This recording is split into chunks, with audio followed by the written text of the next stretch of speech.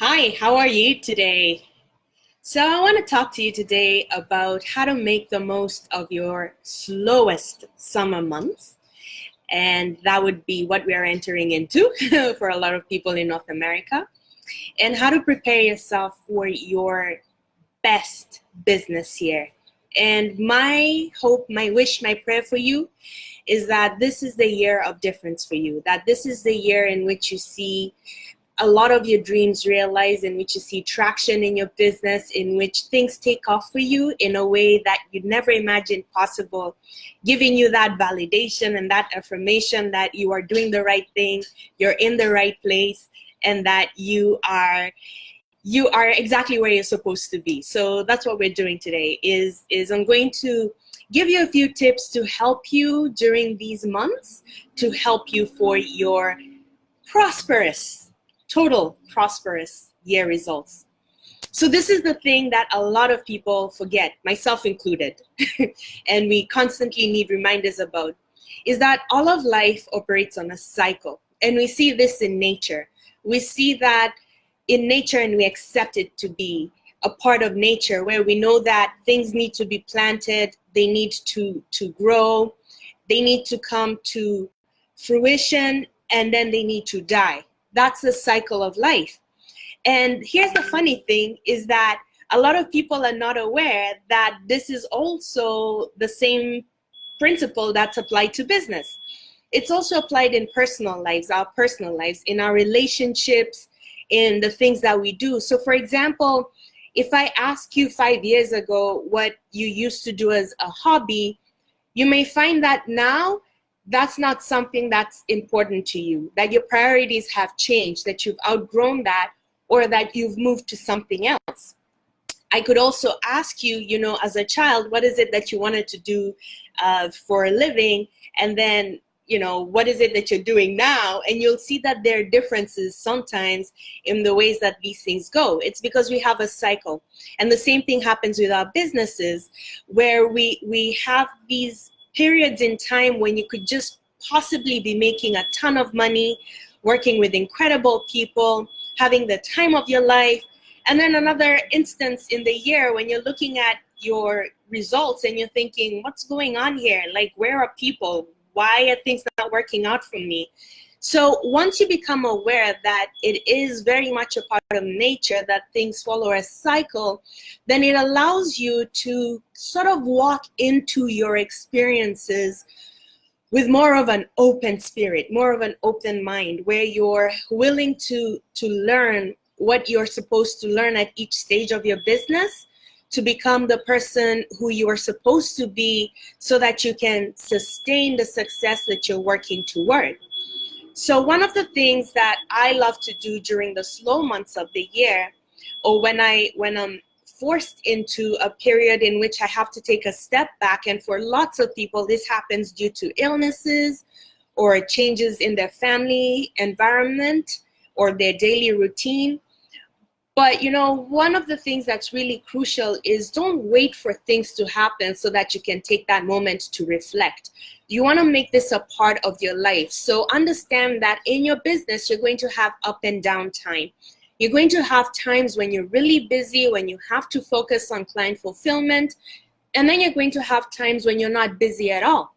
So what is important to do during those times is to sit down with a pen and paper and reflect. Look back on what's happened before and where you want to go, and then see what the gaps are. So a little bit more detail on that. One of the things that I recommend you do is look at your last few client experiences. So the last few people that you worked with, maybe 3 or 5 people, what were those experiences like? And write them down. Write down what you liked about those experiences, write down what you didn't like about them. Everything from actually dealing with the clients, and also the back end work, like invoicing or collections or paperwork. What was that experience like? And then ask yourself what you would want different in your next couple of clients. Would you totally want a different client? Would you need an easier process? Do you need help? Do you need to delegate? Is the what you are working on really what you should have been working on, or should someone else have been taking on that role? These are the kinds of questions to ask yourself about your client experiences, so that you're purposefully attracting the people you want to work with, in which you will see your results, have more client success stories, and this is going to further validate the work that you do. Because if you keep working with the wrong people, you're going to really think there's something wrong with you, and there's something wrong with what you do, and you're going to start doubting yourself. And nothing is more poisonous to your business than self-doubt. It doesn't go well. It doesn't work well. It's something that you want to stay away from. So by looking at your client experiences, you're better able to determine what you'd like to shift for the future, what you'd like to see more of, and what you definitely are in the capacity to put a stop to. And you're in that capacity because you are in your slow season. So this is the moment to make those kinds of changes. The other thing that I recommend is going through all your subscriptions and look at the ones that you have subscribed to, and then ask yourself if this is something that you want or need, and if it's something that you need right now. A lot of people will sign up for subscriptions in which they have future plans for. But the reality is that they're not using these subscriptions to their fullest capacity because they don't have that client base or that need. So if that is the case, then I'd like you to go ahead and cancel those subscriptions, suspend them, do what you can on that end, because now is not the time to be spending on what you're not fully utilizing. You want to save that occasion for when you really need it, and it's going to make sense. Now with this, sometimes people feel like, oh, but what am I putting out in the world when I am canceling subscriptions or suspending them? What am I telling the world when I'm getting rid of my business tools? It may seem to you like you are closing up shop, but this is actually just being frugal. This is actually just keeping that money aside so that you can use it appropriately. Now, the thing about spending money in business is that you always want to make sure that the money that you put out has a return on it. So when you're signing up for subscriptions, when you have all these business tools, you want to make sure that they have a return for you.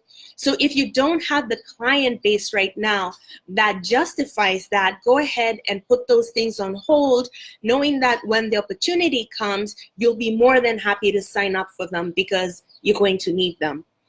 Another thing that I'd ask you to do around this time, if it's your slow month, is to take a look at what you have planned for the next 3 to 6 to 9 months and see whether you have enough activities in your marketing funnel that's going to bring you consistent leads or sources.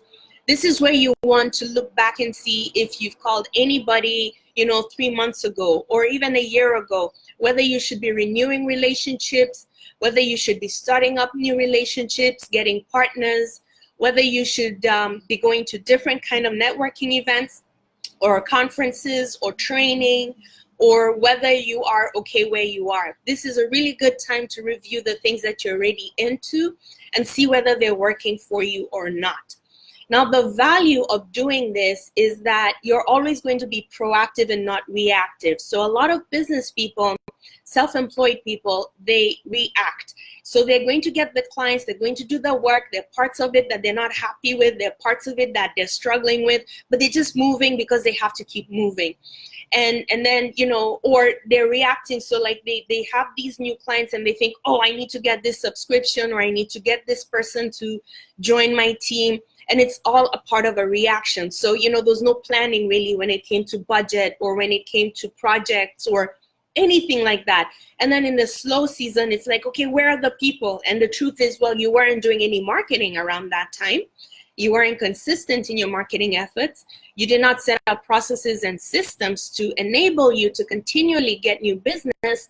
And you also were not doing any reflection on your current activities to make sure that you are on track to not fall into that feast-famine cycle that has a lot of people going out of business. So if you're in a slow season, take a step back, do a revision, follow the guidelines that I have provided for you. And if you're in a busy season, while I understand that you have work to do, I'd also like you to take the time out and write down the things that are going on. So when you have your client, write down exactly what the process is with each one so that you can start to see what it is that you can systematize. Also look at the things that you're using on a regular basis so that you can know during your slow time what to get rid of. You'll have information to look at. And the beauty about information is that it's an objective way to just simply examine where you are, where you want to be, and see if you're on the right track or not. Tomorrow, I am doing a Q&A live at 5 p.m.